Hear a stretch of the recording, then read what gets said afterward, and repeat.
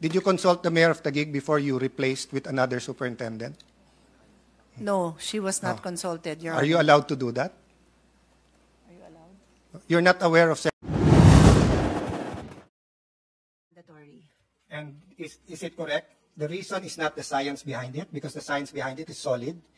Uniforms are very advantageous to students. The reason is because our people are poor at wala silang pambili ng uniform.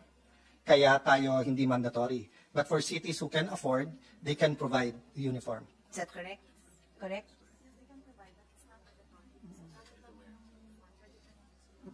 So they can provide, Your Honor, but according to DepEd, it's still not mandatory. Well, if that's the statement, I have a problem with that.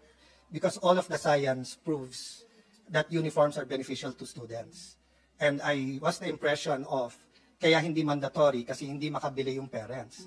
Pero kung ipro-provide na ng local government, bakit hindi sila pag-uniform? Uniforms are anti-bullying. Uniforms are make a sense of community. I mean, all the science is there. You can Google it if you want. All the big universities have that, no? Anyway, I'll pause there so that the DepEd can think about it. Kasi yun ang impression ko, that you are just making consideration to those who cannot afford. Pero kung provided na, bakit hindi pag-uniform? May nakita na ba kayong private school na hindi nag-uniform? Okay, so why is it called a uniform? Di ba kasi isa lang? So can I ask, maybe the Assistant Secretary should join the group in front para masagot yung questions. Kasi ikaw nag-make ng statement eh. Can you tell me, Assistant Secretary? So can just for the record, for our puso pa ba stenographer, recording na lang ng ano sa YouTube.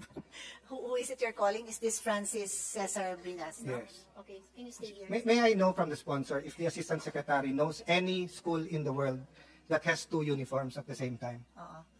You heard the question. Yeah. To let them to accept all uniforms. Okay. So, Mr. President, Vice President Secretary said she was the one who told ASEC to accept any uniform. Yes, accepting the uniforms and telling the teachers and students that in a way that's making it katatawanan, na you can wear one on Monday and one on Friday, is not the same as accepting uniforms. Yes. I can give you a book today, but to tell you, use my book on Monday, use PF's book on Tuesday and Wednesday, the concept of the uniform is uni, hindi multi. Ibig sabihin, isa lang. Diba? Kung hindi, multiform yan. Okay. I'll go to my second point. Ayaw niyong malito yung estudyante. Sabi niyo, alisin sila dun sa issue. Tapos, yung isa nilang notebook, Taguig. Yung isa nilang notebook, Makati. Yung katabi nila, ang notebook, Taguig. Ang katabi, Makati. You will make that a policy? Yung ang lahat ng mga nakakabit sa classroom, pinatanggal niyo para nga walang, walang distraction. Tapos, pag-aawain mo yung parents, kung sinong gusto sa Taguig, sino papayagan niyo yun?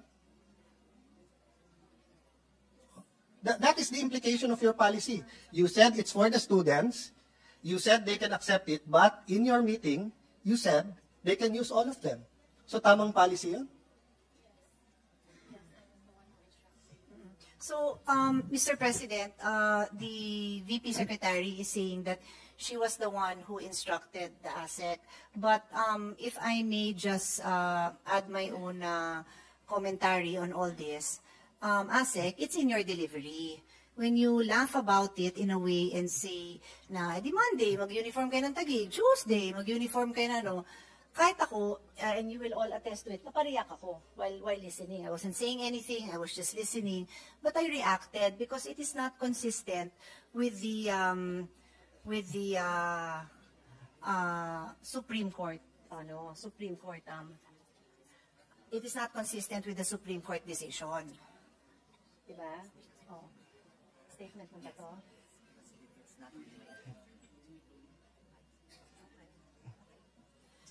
Mr. President, ASEC Bringas apologizes for making light of the situation. Accept the apology.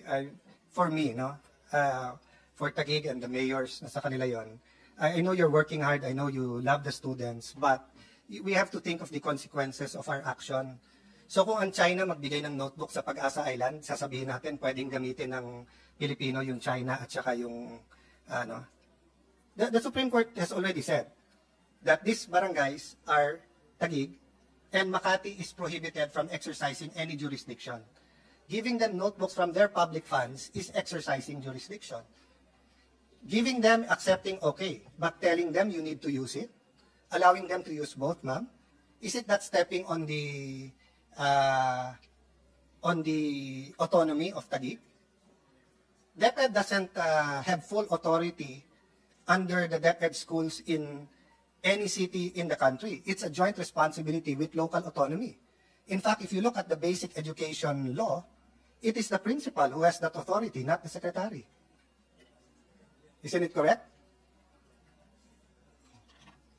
The answer, so I can...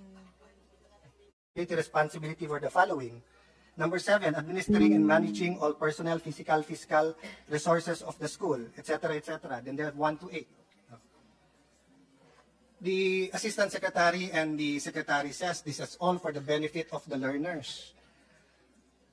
In the memorandum reshuffling the superintendent of Taguig, what law did you violate or disregard?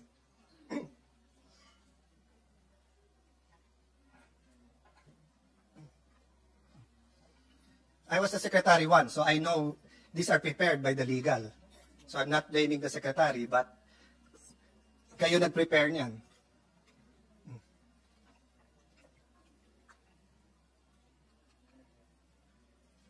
Can we ask His Honor, Mr. President, for the date of the reshuffling, just to be sure they're aligned with the same incident? One that time His lang Honor naman kayo stated? nag-reshuffle, di ba? In the middle of everything, Okay. na wala namang gulo, na may nagsasabing ng gugulo, tinanggal niyo yung superintendent ng Taguig, di ba? What law did you violate? Or did you disregard? Did you think you were following?